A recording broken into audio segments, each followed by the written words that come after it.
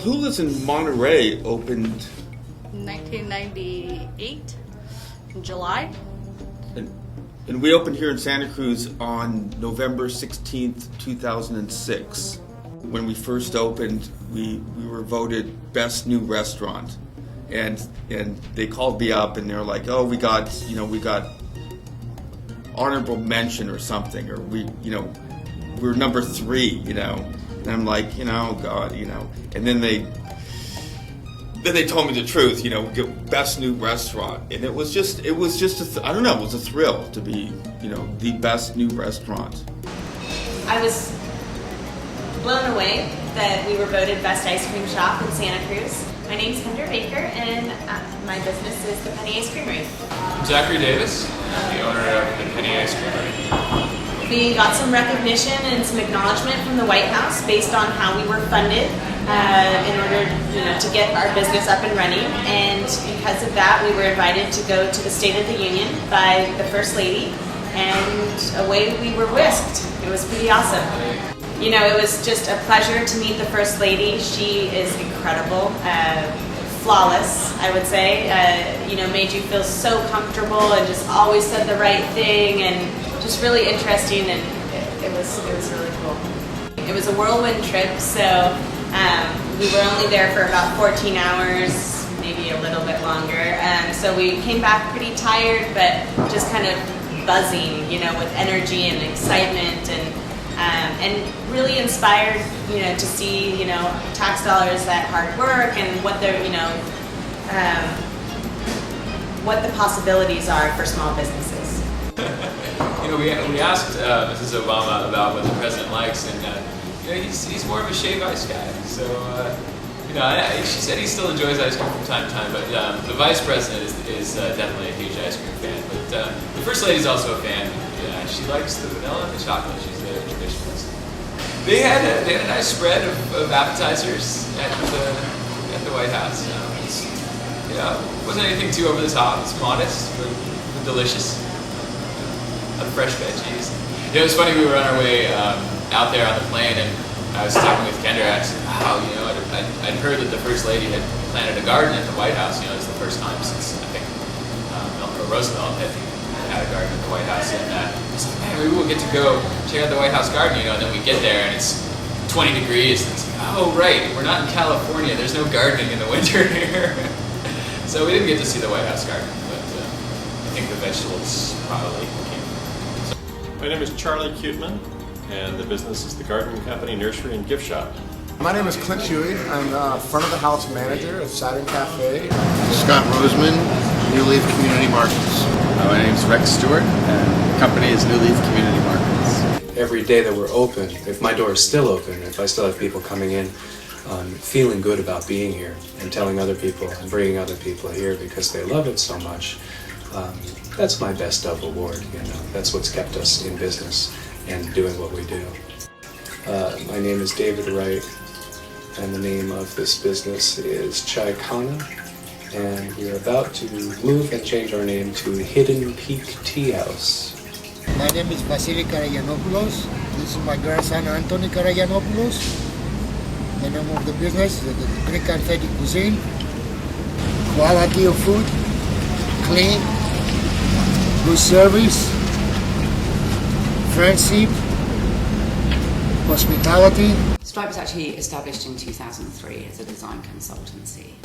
Well, Stripe as a design consultancy is a consultancy working with commercial businesses and private individuals all over the state, and actually all over. I've worked all over North America. The retail store happened in 2009. 2009, Stripe Retail was born, and really that came from there being a dip in the economy, and I wasn't working very creatively and felt frustrated. And then I met Dana, who just graduated from UCSC from a fine art painting degree, and she is hugely creative, loads of energy, and we had this idea. And that's how the retail store was born. The mission statement for that is really to have a smart, intelligent approach to retail, to keep people entertained, for the store to be a visual feast and an exciting experience for people, but also to showcase locally made goods and products basically made in America. Source lots of really quality handcrafted goods in the States. And offer things in a wide range of price points. I think it's really important that people can buy something here for $1 right up to, a piece of furniture. We feel quite, it's always a privilege, but we feel quite funny about it that we don't kind of really promote people to vote for us, because if we get awarded, we feel that it needs to be really true. So in fact, we won 11 awards across the 2 papers the first year we opened, and then 9 this year. And actually, the really interesting thing was the 2 we didn't win was Best New Business, because we couldn't have been. So we're kind of on target for where we are, and awesome things like getting silver for menswear when we just literally started it 2 years ago. And that is really vindicating, because it means that men are coming to the store to shop, and it just feels good. It feels definitely reassuring that we're doing something right. Yeah, and it keeps us on our toes. It makes us think, well, we need to retain that title. We need to keep being the best gift store. We need to keep, keep that momentum. My name is Sarah Owens. I'm the marketing director for New Leaf Community Markets. I manage the marketing department, and one of the big things we oversee is our community involvement for our different stores in our neighborhoods. So we oversee a bunch of community programs, one of them being our Enviro Tokens. And that is a program where if a customer brings a large grocery bag to pack their groceries up with during their shopping trip, they get 10 cents to donate to a local organization. We have 6 organizations that benefit every year from the program, and we are close to 3 million bags being saved since we started the program.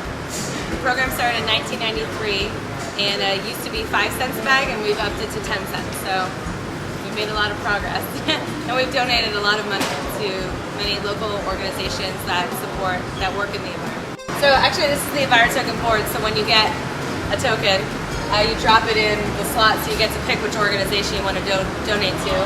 And then every month we post how much money we give to those groups. And as you can see so far, we've donated around $212,000. $212,000. And we've saved 4,195 trees, and we're close to 3 million bags being saved. There have been a number of studies over time that have shown that organic is better for you. My main concern is what it is for the community and for the planet. Because it's really clear that pouring petrochemicals into the food system, through fertilizers and through herbicides and different ways in which petrochemicals are added into our food system is harmful. It's harmful to the earth. It's harmful to our bodies. And we're trying to get away from that as much as possible. One of our main business philosophies is what we call the triple bottom line. And you hear the words thrown around on Wall Street all the time. The bottom line this and how it affects that. And typically that is referred to in standard business practices as strictly monetary value. We like to take that a little bit further. As the people, profit, and planet, and factoring on all 3 of these aspects and how our decisions as a business affect not just our pocketbook as a business, but also the communities in which we operate in and the planet in which we are as well, and the people, which includes our customers and the people that live in the same place we operate. So expanding that idea of our impact to broaden wealth, to redefine as not just money, but as clean air, parks for future generations, strong local economies that are thriving, that are allowing great communities to be able to build and grow on those aspects. I think businesses have a large stake in our world and have a lot of power. And I think that as starting a business, you need to look at not just what you're doing for yourself, but how your business is really going to be actively involved in the communities in which you operate in. We have consistently received many awards year in, year out for the Best of Santa Cruz awards. Most popular, the ones that we place in are Best Burger, Best Late Night Cuisine, Best Comfort Food, and Best Milkshakes. These are the areas that we really kind of shine in. We recently also received a reward for, we placed in the best for best kids eatery as well. I think it was 3rd place for that. Bicycle Trip has always been a big supporter of the Santa Cruz community, mostly in youth, and so we do support a lot of the local schools with donations. But one of the things that we have started is we have a nonprofit that we run out of the store called Project Bike Trip. And what it is it's bicycle education for youth and adults here in the Santa Cruz community, and hopefully eventually a national program. And we have classes called Bike Tech in School at a majority of the local high schools here in town, and also a couple after-school programs at the junior highs called Bike Club at School. Being voted the best means a lot to me. We have always known what we provide for the community, what we provide for our customers. We've always felt proud of the quality of the plant material we have and the selection that we have. This is a validation of what we have all worked for and what we believe we have to offer to the community. The advice I would give to somebody who is just starting on the renovation of a yard or replacing houseplants would be to start small. Take it section by section. Don't try to take on the whole project at one time. It will be overwhelming.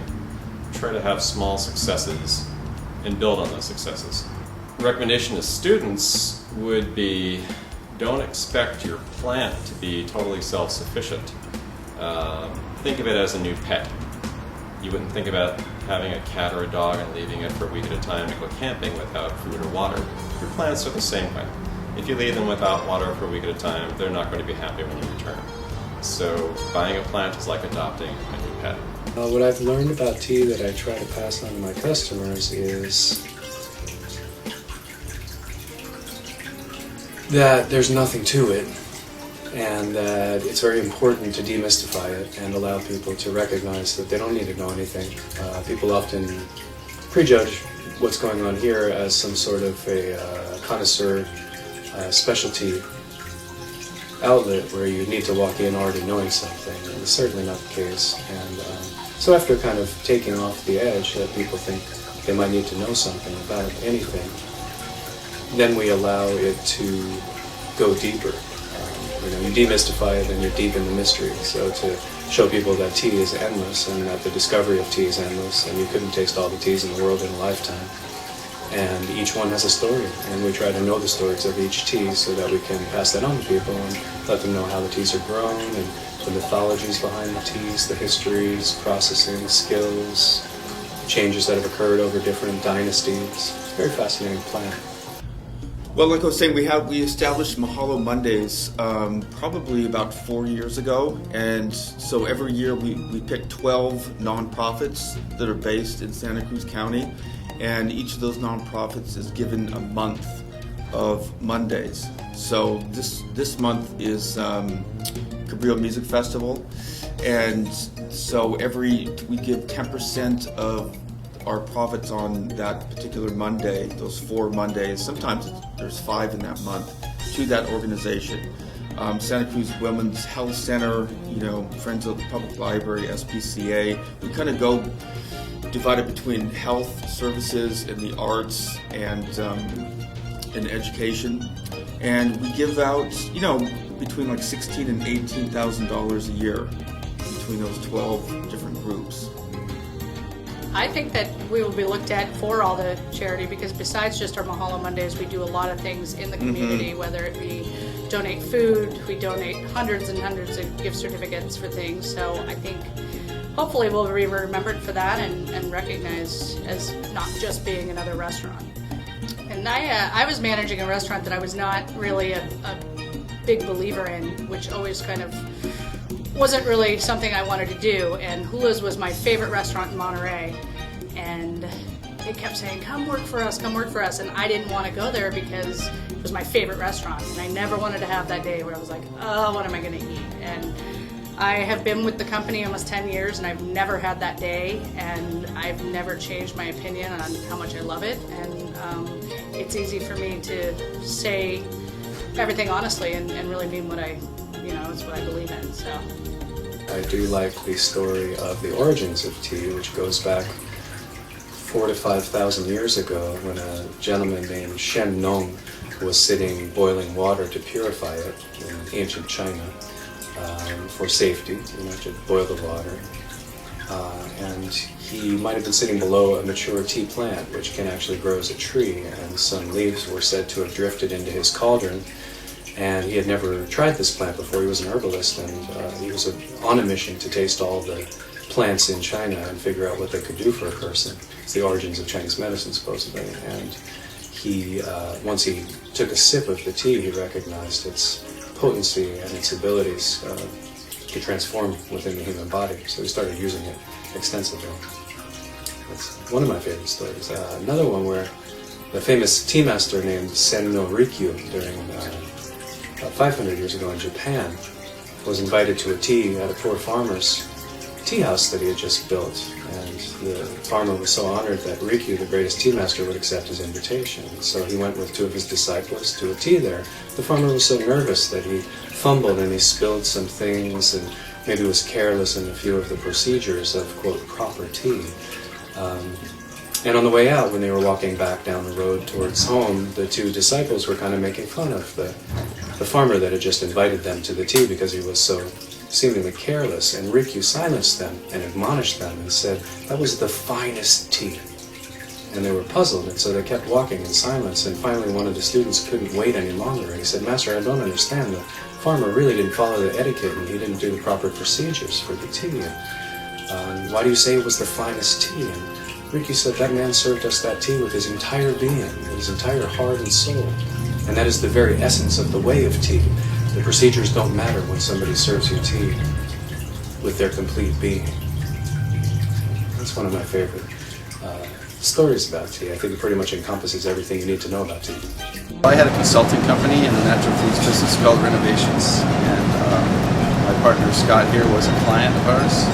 Scott was kind enough to invite us into the business as he wanted to expand and was looking to bring on someone that had some expertise in the natural foods business to help him grow the business.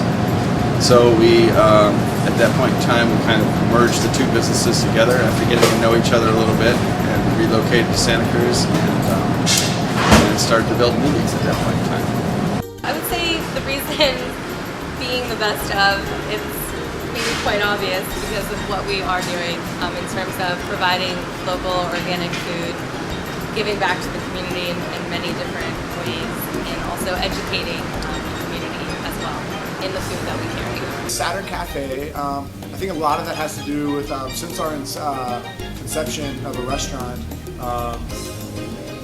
we really believed in being a progressive business and kind of like, reaching for the stars and the gold. I think that's really what kind of like spawned the idea of Saturn, and the unknown and the exploration in that. And I think that, in the 50s there was, the space race and all of that as well. So it kind of like matches in with that fun retro aspect, but kind of like showing that we're looking to move forward as a progressive business. This is a big topic, different ways that people drink tea around the world, and my take on it from studying different cultures and their different ways of relating to the tea plant and how to prepare it and serve it is that there is no, quote, proper way, although a lot of people will fight you tooth and nail on that and tell you what the proper way is.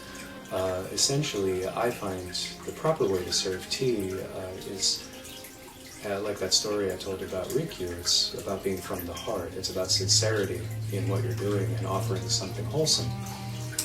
We practice a style here mostly, what we focus on in the shop, called Kung Fu Cha, which is a branch of what people know as Kung Fu, like a martial art, which is essentially meaning precision, patience, and skill are employed into the process that you're undertaking to produce a relaxed, meditative, very focused environment that hopefully will create an energetic field where people relax and become very present. So through doing the procedures and the rounds, it's successive rounds, it's a continuum of the Kung Fu tea, you wind up creating this calming pool, which to some might sound hokey, but it actually really works for most people from most walks of life to come in and sit down and try this tea. I've served tea to just about everybody. most people relate to this type of tea service. There's so many ways to make tea, and they're all proper in my book, but don't tell everybody else that. Yeah. So I would say precisely that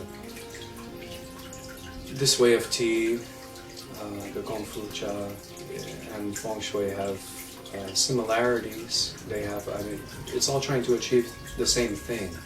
With Feng Shui, you're honoring placement and recognition that how you place things affects the atmosphere and the mood of those that come into it. And with tea, it is of utmost importance to prepare your space for tea in some way so there's an equilibrium, whether you have many things around or no things around, depending on which style you're coming from. It's of utmost importance that you create a comfortability, and what I usually call an energy grid. You know, you create through placement, you create a certain geometry, and with that geometry you create hopefully a comfortable zone. And the arrangement and the timing of the serving of the tea, leaving pauses, it's very much like music, is that the pauses are more important even than the notes. And so with tea, a lot of it is about timing, placement, care, patience. Yeah. We're talking about pressed tea now, compressed tea, which essentially is coming from southwest China, mainly historically, in the province known as Yunnan, which is up against the Himalayas, the Himalayan foothills, and the southern part of which is in the Tropic of Capricorn. From this region, a lot of tea was transported up into the borderlands to the nomadic tribes in places like Mongolia and in Tibet and all throughout the Himalayas. The brick tea, as it's known, became a commodity for trade. Supposedly, it's kind of lost in the mists of time, but supposedly initially the bulk loads of loose leaf tea became too much to transport, and so they decided compressing the tea would be a great way to bring the tea long distance without it taking up as much space. So you have things like classic tea brick. These are some classic shapes of tea bricks. These tea bricks can be aged, and that's what kind of equates it with wine. For a lot of people, these are the closest thing to wine in the world of tea, vintage tea. These are compressed traditionally with stone molds. In the modern day, there's hydraulics used to press the teas. There's all different shapes. There's the squares and the rectangles. Very substantial feeling to these pressed teas. Back in the day, teas like this might have gone even as far as Russia and been used as currency. The tea bricks were used as money. They were valued more than any other commodity, so they're used as money themselves. This one is representative of back in the old days when you would want to break the brick and make change as money. Things like this or bigger might have been presented to the emperor. Supposedly originally they were full balls, but the inside would mold. They didn't dry out that well, so they started compressing, making what they call the bird's nest shape. It's called tuo cha, which means bowl tea. Tuo cha. Things like this is known as ping cha, which is cake tea. Pressed in cakes, usually stacked 7 high. Always come with a ticket embedded in it. It's part of how you distinguish the vintage of the tea and you know what you have. It's learning how to read trade tickets that are embedded in the leaf. And sometimes they get even more extreme with things like a couple of kilos for a lifetime supply. You want to make sure you have drought tea. Get one of these big gourds. Just pressed tea, nothing else. We are just so thrilled to be here and really excited about everyone who comes to the door. One of my greatest pleasures is, watching people taste that, that unique flavor or something that they weren't expecting, and just the big smiles that come across their face. And it's just really fun to bring so much joy, I guess. Well, I think, this goes back to my partners, Chris and Craig. They're about, food value. In terms of portion and value, how much food we actually put on the plate, based on how much it costs. So a lot of people take home a lot of food, from their dinners every night. So we want to give away. We want to be considered value for the money. And when a couple of years ago, when the economy really took a dive, we scaled back all our prices considerably, and we put it on the menu at new prices for a new economy, and we've yet to raise those prices. I think because we get up every morning and are excited about what we do. It's not coming to work, it's really coming to do what we love all day, every day. And I think as long as it keeps feeling like that we are excited by our environment and excited to deliver something new and fresh. You know, it's like that old adage that you don't look for wealth in something, that if you're just good at it, you will be reimbursed for it at some point, whether that's monetary reimbursement or otherwise. But I feel like that if we just kind of concentrate fully on giving it the best we can and making this, you know, the most exciting and interesting experience, then the rest follows. The ultimate project for Bicycle Trip would be involved in would be to grow the Project by Trip program, to help support that, to be able to grow as a national program, so there's bicycle education in all schools. I would just say that we're going to continue to try to be the best and evolve our business as time goes on. As I think people have noticed over the last 10 years or 20 years that we are not what we were then, what we have our underlying values, but as far as a grocery store, we've really evolved our product. I think we serve the community better and better all the time with different services, different foods, and we're always on the cutting edge of finding the best food out there. And we really are dedicated to being part of the town, being part of the community that we're in, no matter if it be Half Moon Bay or Santa Cruz or San Jose. And we're just going to continue to get better and give back to the community. There are a few plants that require less care than others. There is one called a snake plant, also known as mother-in-law's tongue, and it actually prefers to dry slightly between waterings. If you can't keep that one alive, then the next step is plastic. We try to do a lot to give back to the community. First and foremost, we try to source as many ingredients from our vendors as we possibly can within a 150-mile radius of the general area.